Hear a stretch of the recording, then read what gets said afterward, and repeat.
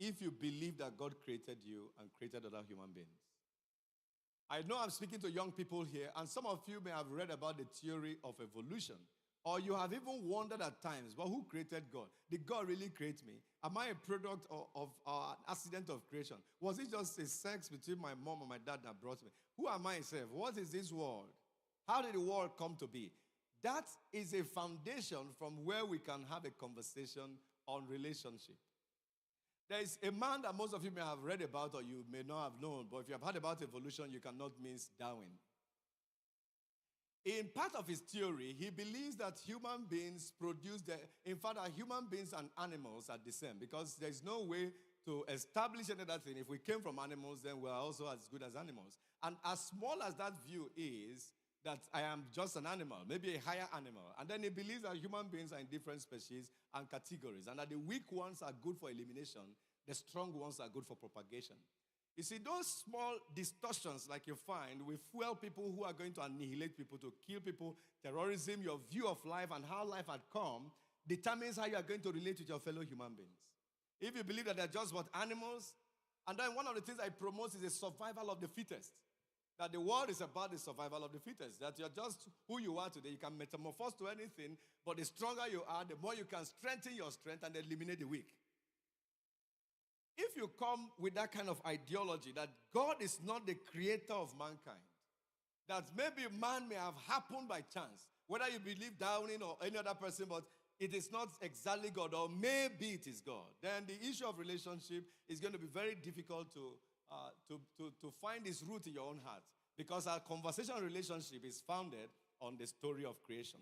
What about creation? That God created us uniquely. Very important. That God created all human beings uniquely. That's what we're reading first in Genesis. God created all human beings uniquely. I'm a unique creation of God. I'm not like you exactly in shape, in size, in thought, in emotions, but in essence, in image, in who I truly am. I'm God's express image like you are, but I am a unique creation from God.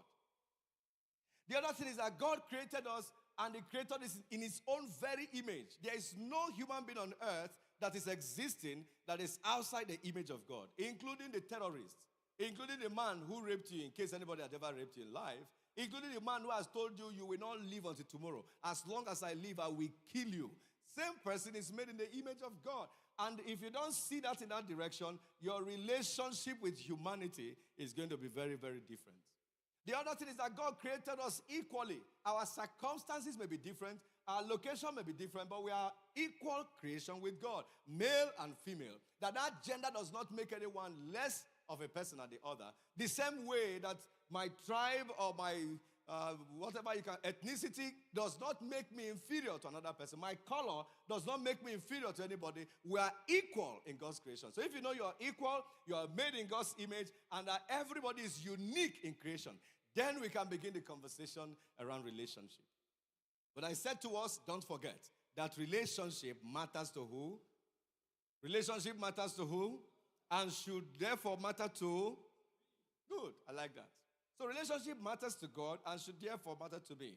So Genesis chapter 1 and verse 26 opens up by God saying, let us. And who is the us? Some of you may have been reading the Bible before. Even in Genesis chapter 1 from verse 1, you would have heard, and verse 2, you will see a bit of that. And in the beginning, God created the heaven and of course the Son of God. So we talk about the Trinity. The Spirit, the Word, and the Father. Very important. Jesus, the Holy Spirit, and God the Father. And God begins by talking about relationship in the point of creation. Let us. And then He says, let us make man. And I like the way the NLT puts, let us make human beings. Very important. In our own image, after our own likeness, so that they can be like us. So God made us. And relationship is very important, both in creation and even in reenacting that creation experience. Jesus spoke in Ephesians chapter 4 from verse 16 through Apostle Paul. Ephesians chapter 4 and verse 16. I see I have only 16 minutes to go. Ephesians chapter 4. Ephesians chapter 4 and verse 16.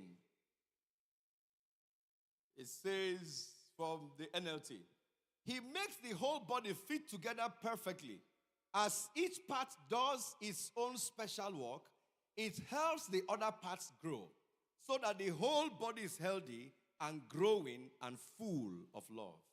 God talks about his design in making humanity. God designed you to be dependent on other people. God designed other people also to be dependent on you. God designed you to relate. You cannot function in isolation. Can I ask you a simple question? Can you think about what you can do without anybody? Just think about it. I guess there are many things you can do without people. Like one. Mention one. I thought about so many this morning. So many of them came to mind. There are things you can do alone. You don't need anybody to do it. Like what? Try. Eating. Wonderful. Can we really eat without anybody? Can you eat without anybody? I guess inside that food there's Maggi, right? I guess inside that food there's maybe rice that you yourself didn't plant. Maybe there was something like vegetable there. Maybe there was even something like water that was processed and canned that you're going to use to calm down. Maybe you now bought mineral from Coca-Cola. But then all of them, they're in your fridge, but you're just eating. But it looks like you're just alone. But you're just there with many, many, many people. A product of people. I even thought about it. I pray alone to God. I just pray. It's just me and God. But I just remember that it's not even true. Because some of the worship songs I'm going to sing was just from one brother. Maybe I'm just going to be singing Sinati's song in the morning and just worship Odomon or something. Even if I crafted my own song. Maybe I'm going to be singing it according to somebody's key who has arranged how the rhythm of song should be. Maybe I'm even talking to God. You are my father. Who told me he's a father? Did he come out from the blue moon? No, maybe I read it from the Bible. But the Bible actually was at least, first of all, transcribed somewhere. It was, of course, translated. It was printed. At least I have something. So when I'm in my devotion, I'm actually in devotion with many people, even without seeing them. Is there really anything we can do without people? So God created life that we are connected to each other, whether we realize it or not. Therefore, relationship is an art. Relationship is like a human, I would say, maybe to help you understand that. Because art is, of course, art and science. But as a human that can grow, that can come to its fullness of maturity, that can be little. So we can be little in our understanding of relationship, but we have capacity to grow in it, to find strength in it. Like an art, like singing, like playing the keyboard. I remember we were going to learn the keyboard, the drums in my local church. They brought somebody from another city who was coming to teach us. But we had one deacon who was older and was in charge of the instruments and believed that he should learn all of them. As a young child, we just come in there. It was easy for us to pick the bass guitar. But deacon will pull his shirt, wear only singlet, carry the bass guitar, be trying to do something. And after 6 months, deacon had not learned how to play Amazing Grace with the guitar. But in just 1 week, we were playing the instruments. And sometimes he gets angry. He said, "You are not taking the instrument today." But that didn't change anything. But I just know that we can grow in that art and in that mastery. There was a time I was the best keyboardist in my church. But I cannot play keyboard when Andrew is in church today. Because it's a function of mastery. Who knows it better? There are some of us who think we can play drum until we meet somebody who plays well. There are some of us who think we can sing that until we meet somebody who sings in a way that you can't even understand. Because it's an art. You can grow in it. Same thing with relationship. You may be at the low level. You may even think you have arrived in relationship. I can tell you there's somewhere called there in relationship. God made it. Anything God makes is a masterpiece. So God begins introducing relationship to humankind by showing the complexity of the Trinity, yet simple to God, perfect in nature, perfect in understanding, no rankles, no troubles, 3 in 1 that the world is still confused even about. Only Christians find out by revelation. And that is where he wants us to come to. Until we all grow in the unity of the faith. Until the body begins to function like my human body does function today. I'm speaking to you now because something is happening both from my brain, my nerves, my tongue, my eye, everything is coordinated. And they are all in unison for me to speak to you. If one goes off now, I'll be speaking off point. So that's how God wants us to grow in relationship with the people he brings around us until we find that perfect rhythm. So it begins by that big example. And Jesus again reinforces and reenacts that it takes relationship for us to be what God wants us to be. Oh, amen. These people are generous. They've added some time to me. That's probably Pastor Fosa's fault. So how do we build strong relationships? I'm not going to talk about it today, but in the course of this month or the months, we're going to be talking about relationships. We're going to help you think about how to build strong relationships, first with yourself, with your family, with your friends, with others, with your spouse, and maybe even with nature, and then, of course, with God. How to build strong relationships will be our focus throughout this time. One of the things I would like to say is that relationship with people helps you to find fulfillment in life. Tell your friend, relationship with people helps me to find fulfillment in life. Have you ever got maybe biscuits and you want to share and nobody is willing to take from you? Have you ever seen the frustration of having and nobody cares? Have you had a big home and you're telling people, why don't you come and live with me? Nobody wants to live with you. Do you have a car and you want to drive and everybody says, oh, come and join my car, and everybody joins other people's car and yours? Nobody's joining you. Have you ever got a message to preach and there's no pulpit to preach it or nobody to listen to you? We find fulfillment through relationship. That you have somebody who can listen to you, who can hear you, who can even laugh, who can even challenge you, who can even accept the thing you're complaining that you're giving out. It's a blessing and a huge blessing. So we learn a lot of things. We learn kindness through relationship. We learn, what would I call, love through relationship. How am I going to know how to love if I've not met a brother or a sister or a father or a mother and the rest of them? So, but before I wrap up for today, I'm going to talk about how God begins relationship through small groups. God, every time He wants to teach you the act of relationship, places you in a small group.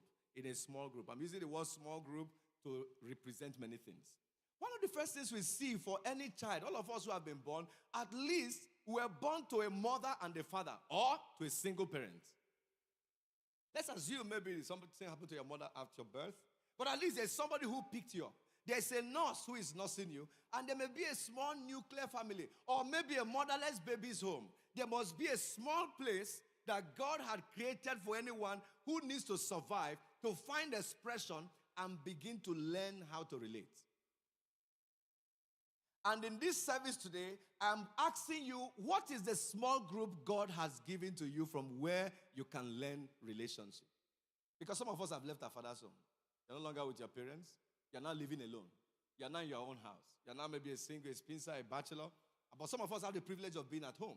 But if you're at home, that your home is your small group. Your mom, your dad, your brothers, your sisters are the first teachers of relationship. Unfortunately, if we learn wrongly at home, we're going to see relationship in a very terrible way. If you never had loving parents, if you never had loving brothers, if you were bullied at home, something has changed in your understanding of relationship that needs to be redeemed as we go through this process of building strong relationship. So God places us in small groups. But some of us who are becoming big, I recently did a course on resilience. And of course, they talked about social support as one of the things that help for resilience. And social support is the company that you have. And when even if I scored one of my highest in social support, as I analyzed it, I discovered I don't have a functional relationship where I can be open to the barest. That is, tell Pastor Fosa of whether there's a secret sin, whether there's an open sin, whether there's a weakness, whether there's anything, that there's somebody who knows all of my struggles who can help me. And the reason why that is not only because you don't want to say, but maybe you don't believe you can find the support you're looking for from there. One of the outcome of my what do they call it, takeaway of my resolutions from that meeting is to have a healthy, safe space of 2, 3, or 4, 5 people who are around me, who can be in a trusting relationship, share with each other, know ourselves, and support ourselves mutually. I'm still in that journey because I know that small groups that God provides for you is a place where you learn relationship and you also build resilience. But back to what I'm saying. God has given us small groups, and you must find them. If it is your family, you need to learn relationship from your brothers, your sisters. Learn to share. One of the things I say to my little children, learn to share. This morning, my son jumped up, the second son jumped up into the car and went to the front seat. Say he's going to sit there. And then the other brother came and said, no, go to the back. Daddy said you are still a child, you cannot sit in front. So I was watching the drama. It's always like that. If you have been with them, you hear them do all those. So, but because I was not around last week, I don't know that they had a negotiation. So I just looked at the elders and I said, go to the back. Go to the back today. Allow your brother. I tell him not to sit, but today is Sunday. Forget about it. We're just going to drive to church. Let him sit. And then I saw him trying to cry. I said, why are you crying? He made a promise with Uncle Williams that he's going to sit in front so that next Sunday I will sit in front. And he's not keeping his promise today. That's why I'm crying. I said, I'm sorry. I didn't know about yesterday's promise. But all this, please, you know what? Just I've told you to stay at the back. I said, learn to share. I said, do you remember the Bible verse we read that they said? You remember what I talked about kindness? I was trying to preach, and I saw him trying to cry because of front seat of less than 8 minutes, maybe 8 minutes, 10 minutes drive. That front seat is very important. But what is God doing with him? He may not see it now, but he's beginning to learn how to share, how to bear, how to be angry, how to react. He can also learn how to be wicked. Can learn anything in the course of relationship. But that small group that God places you is where you begin to learn how he wants you to function. But can I announce to you that beyond family, this local church where you find yourself is God's small group for you. That's why Ephesians chapter 4 is very important. How God redeems his original intention for creation is through his body today. And he says, I've placed you in a body and you recognize that you cannot do everything. You cannot sing everywhere. Thank God for our choir. I believe that we've not had such instances. But I've had people get angry and say, must he be the only person preaching? I belong to a group, young people. We started a ministry. We're going from village to village and the rest of them. Until one day, one of us just said, must this guy be the only person coordinating in our programs? Is he the only person that knows how to moderate? Please, Prosper, share this thing. Let everybody moderate it. It's only him that they are seeing every day. As soon as that seed was sown, another person said, are you the only person who should be preaching? You're the only person that they know. In fact, one of them came to us and said, in fact, you should even stop being our leader. Let's get another leader so that somebody else will be exposed to. You know, once things start coming in that direction and people don't understand themselves and they're not in their best fit, they miss God's plan and understanding for relationship. God believes, like I said earlier, relationship matters to God, and therefore it should matter to who? It should matter to who? Relationship is an art, and you need to grow in the mastery of that art. The first thing that happens to you is to identify who cares, who is my friend, who has been around me. You may have heard me use this word. Your brothers and your sisters, your father and your mother are those you never chose in life. God chose them for you. Any relationship God chooses, God does not make mistakes. God is incapable. That is, there is no mistake in him. He has never made a mistake. You are in Nigeria, it's not by mistake. They're not saying that God, did you not make... That you are born by your father and your mother is not a mistake. It was preordained, pre-planned. He knew your name. He understood what he wanted to do. He chose your brother. He chose your sister. The one you say you're not going to talk to anymore. The one you can declare an enemy. The one you want to curse. Or maybe the one you love.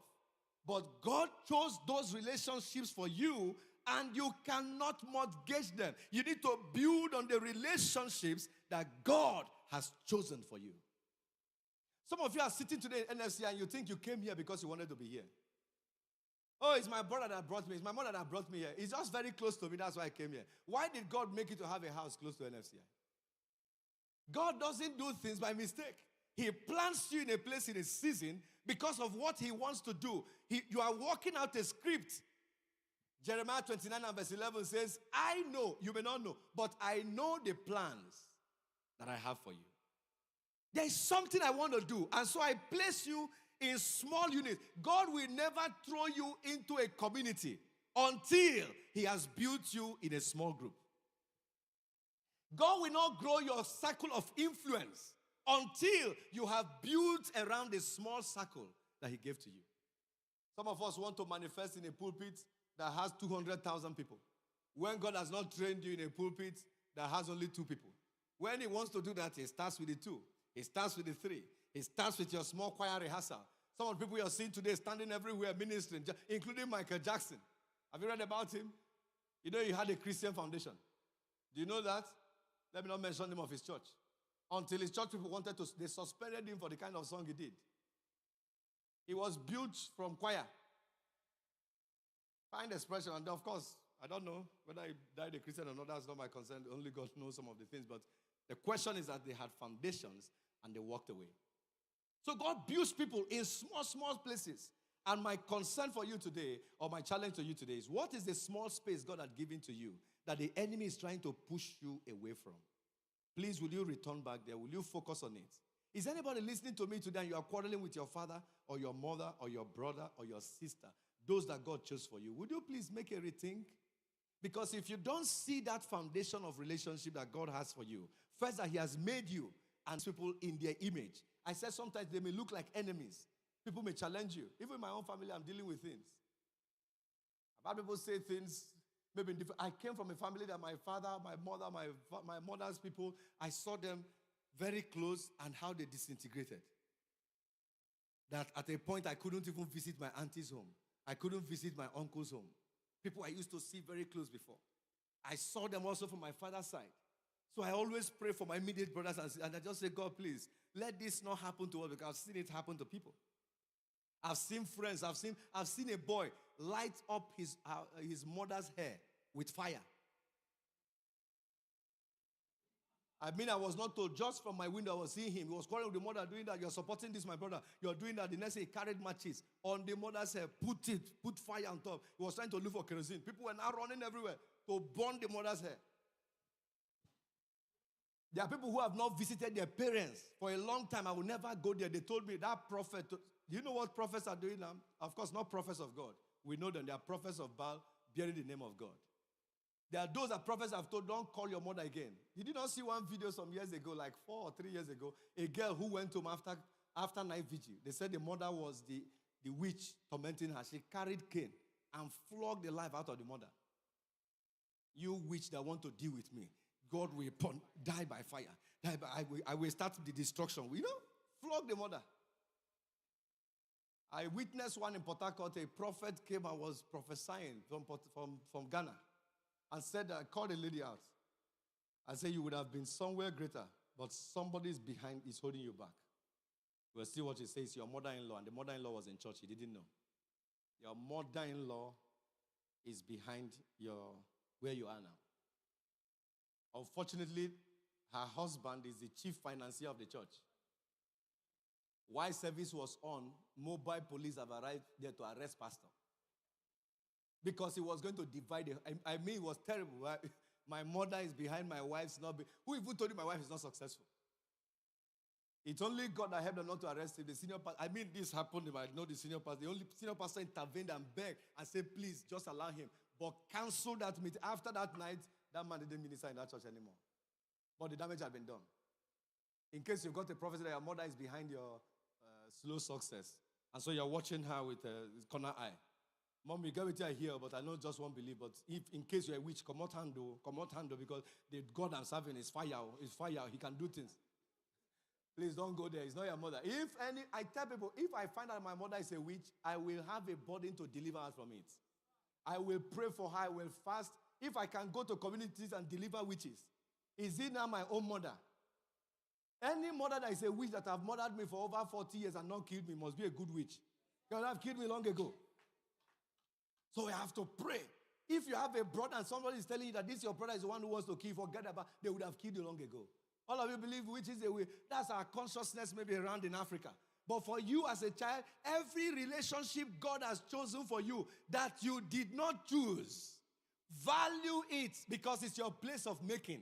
That is the small group from where it's going to teach you relationship. There will be the bad, the good, the ugly, maybe in that small space. But what God is doing is you that is his interest. He wants to raise you. He wants to teach you how to work with difficult people. One of the simple chat I have with my wife is, you can never have a perfect person living with you. Because I am not perfect. You cannot have somebody who comes to stay with you and expect perfection. You know, of course, it's not possible. And if she was perfect, somebody made her perfect. So if you find an imperfect person, make the person perfect. If you like to see perfect people, invest in their lives. Raise them. Give them time to grow to that perfection. So I want to encourage you, if you're in a space God has given, NFCI, you're in NFCI, and God has planted you here, teaching you relationship. You come into church, sometimes some people don't call you. Some people call you. Some new friends love you. Some people don't love you. You like the message today. You don't like it tomorrow. All of them join. Like they say, all of them join. God is making something through you. He's helping you. He's fueling you. He's raising you up. The first time I did a dry fast, maybe 7 days, maybe 3 days, was my pastor's daughter died in my local church. And when she died, they just told me in the house. I was somewhere. I was a teenage president then, or maybe, yes. So I just came to church. And then I saw people praying. I saw pastor. Everybody was just praying for this baby. Somebody was telling me, go and pray to war. Go and pray to war. I said, no. See, the other pastors are there. And they prayed for more than 7 hours, and this baby was taken to be buried. When I saw that sight, I just said, Lord, is it impossible for you to do this? Lord, why will this baby die? I was just thinking of many things. And then they started a fast from that point. It wasn't about them. God allowed me to see those signs so they can raise me up. So he can bring me closer to himself to see that there is power in him. That questioning brought me to him. If there was no death of my pastor's child, anyway, he would have found other means. But her death contributed to my seeking God today. So there are things that will happen in your small ecosystem that looks like it's disturbing your thought. It's disturbing your perception. But God is using them to work out his purposes for you. He's trying to shape you. He's trying to mold you. Don't run away. So the message I have for you today is that relationship matters to who? And it should matter to you. Relationship matters to who? And it should matter to who? And the best place to begin is where he has planted you. In case you are a teenager here and you have run away from your father's house. Like they chased me one day. One day my mom, this is my mom that you see here, she's a very strong woman. Those days, cane used to finish on my body. My mom doesn't flog me with one cane. It's like 2 or 3. So when she starts with the first one, it will break. Came to sleep. I said, yes, I just want to sleep. You want to sleep? He said, any problem? I said, no problem, I just want to sleep. The man said, okay, lie down first. That's waiting to happen. He said, this point? So at that point, the only thing on my mind was, how do I run away from my family house? If I had the opportunity to escape and not to return for 2 weeks, 5 weeks, we mess up. You messed up. You stole